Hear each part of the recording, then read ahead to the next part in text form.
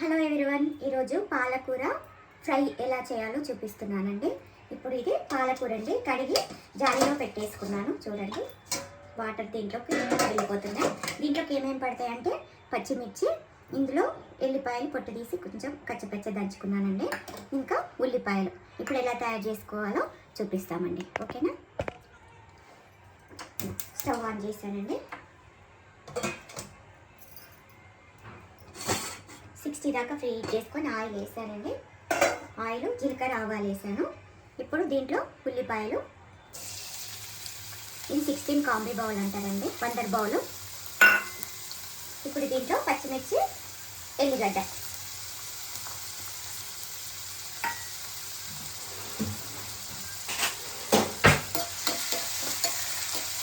మనము కొంచెం ఆయిల్ వేసుకున్నా సరే చూడండి ఎంత బాగా కలర్ కూడా చేంజ్ అవుతుందా లేదా, ఎందుకంటే మన దాంట్లో ఆయిల్ చేంజ్ అవుతుంటుంది కదా, అదే ఆయిల్ చేంజ్ అయ్యి ఆ కూర కూడా కలర్ చేంజ్ అవుతుంటుంది. దీంట్లో చేంజ్ అవుతుందా లేదా అనేది చూద్దాం ఒక్కసారి.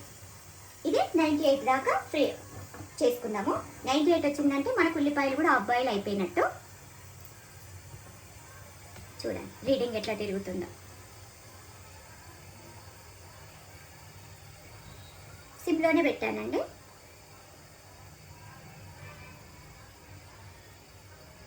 ఫాస్ట్గా వచ్చేసాయి మనకు సిమ్లో పెట్టినా సరే, ఎందుకంటే ఈ బేస్ అనేది అబ్జర్వ్ చేసుకుంటుంది కదా, స్టోరేజ్ చేసుకొని మనకు సిమ్లో పెట్టినా ఫాస్ట్గా వచ్చేస్తుంటుంది.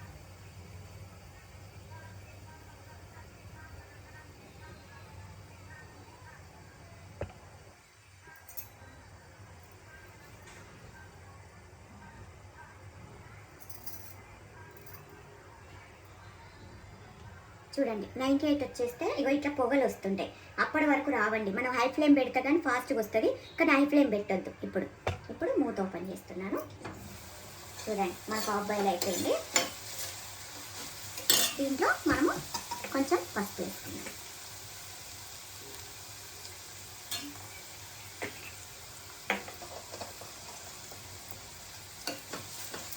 ఎందుకంటే దీంట్లో ఎల్లిగడ్డ వేస్తే బాగుంటుందండి.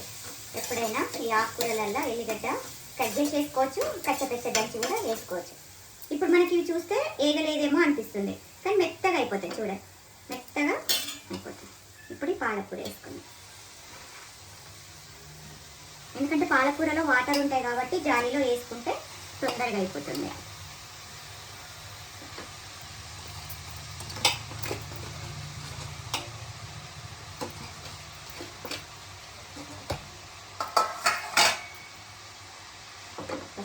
ఇప్పుడు ఈ హ్యాండిల్స్ కూడా హీట్ ఉండదండి, మన క్లాత్ తోటి పని కూడా ఉండదు, పట్టుకొని కలపచ్చు.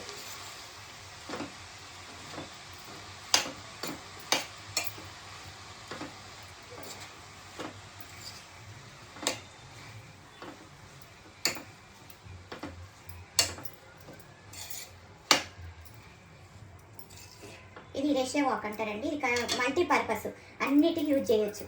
ఇట్లా గరిట పెట్టుకోవచ్చు. ఇప్పుడు మూత పెట్టేసుకుందాం. మళ్ళీ హై ఫ్లేమ్ పెట్టుకుందాం, ఎందుకంటే పాలకూరలో వాటర్ ఉంటాయి కదా, వాటర్ వెళ్ళిపోతాయి కాబట్టి 98 పెడితే ఫాస్ట్గా వచ్చేస్తాయి, వాటర్ కూడా తొందరగా తగ్గిపోతాయి. ఓకేనా. చూడండి నేను 2 వాడతాను, ఎందుకంటే ఇది చపాతీ, రొట్టెలు, ఆమ్లెట్స్, బ్రెడ్ ఆమ్లెట్స్, దోశలు అంటే దొడ్డు చేస్తారు కదా ఊతప్పాలు, అలాంటివి దీంట్లో వాడతాను. ఓన్లీ ఇది దోశకే వాడతానండి. ఇది కూడా ఏఎంసీ తవ్వనే.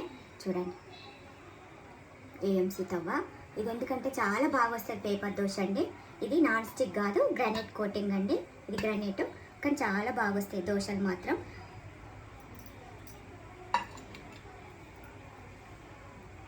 ఇప్పుడు చపాతీ వేస్తున్నాను. ఇప్పుడు ఇది కూర కూడా అయిపోయిందండి. చూడండి ఎంత బాగైందో, కలర్ కూడా చేంజ్ అవ్వదండి. బంద్ చేస్తున్నా.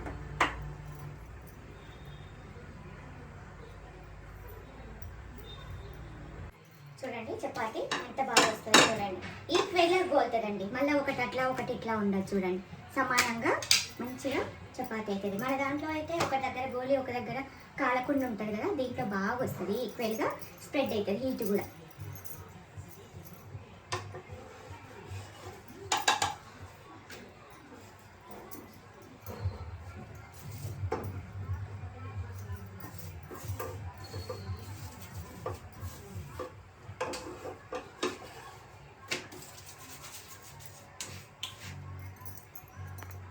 ఇది చపాతీ అండి.